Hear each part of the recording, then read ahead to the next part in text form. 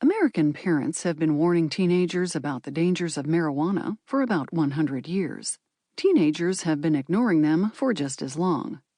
As I write this, a couple of kids are smoking weed in the woods just yards from my office window, and about a block and a half from the local high school. They started in around 9 a.m., just in time for class. Exaggerating the perils of cannabis, the risks of brain damage, addiction, psychosis, has not helped. Any whiff of reefer madness hyperbole is perfectly calibrated to trigger an adolescent's instinctive skepticism for whatever an adult suggests, and the unvarnished facts are scary enough. We know that being high impairs attention, memory, and learning. Some of today's stronger varieties can make you physically ill and delusional. But whether marijuana can cause lasting damage to the brain is less clear. A slew of studies in adults have found that non-users beat chronic weed smokers on tests of attention, memory, motor skills, and verbal abilities. But some of this might be the result of lingering traces of cannabis in the body of users, or withdrawal effects from abstaining while taking part in a study.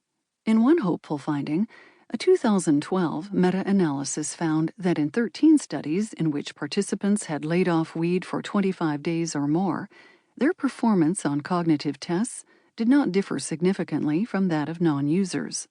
But scientists are less sanguine about teenage tokers. During adolescence, the brain matures in several ways believed to make it more efficient and to strengthen executive functions, such as emotional self-control. Various lines of research suggest that cannabis use could disrupt such processes. For one thing, recent studies show that cannabinoids manufactured by our own nerve cells play a crucial role in wiring the brain, both prenatally and during adolescence. Throughout life, they regulate appetite, sleep, emotion, memory, and movement, which makes sense when you consider the effects of marijuana. There are huge changes in the concentration of these endocannabinoids during the teenage years, according to neurologist Yasmin Hurd of the Icahn School of Medicine at Mount Sinai, which is why she and others who study this system worry about the impact of casually dosing it with weed. Brain imaging studies reinforce this concern. A number of smallish studies have seen differences in the brains of habitual weed smokers, including altered connectivity between the hemispheres, inefficient cognitive processing in adolescent users, and a smaller amygdala and hippocampus, structures involved in emotional regulation and memory, respectively.